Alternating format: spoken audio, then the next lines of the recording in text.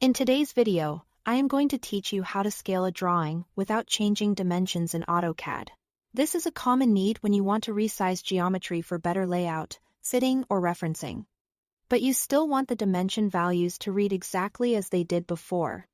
The key is to scale your objects, then counterbalance that change using a dimension style so the displayed measurements remain correct. Start by scaling the drawing. Use the scale command to resize your objects. Select the geometry you want to change.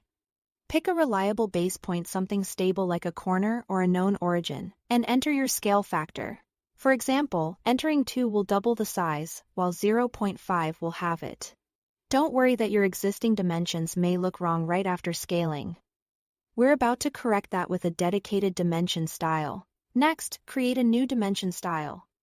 Type dim style on the command line, click New, and give the style a clear descriptive name so you can recognize it later.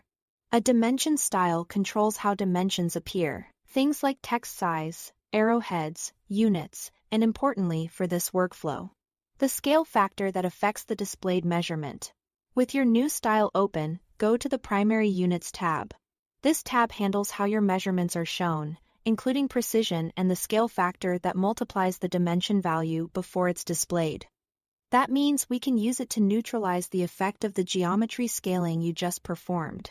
In the scale factor box, enter the reciprocal of your scaling factor.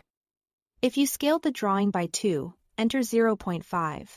If you scaled by 0.5, enter 2.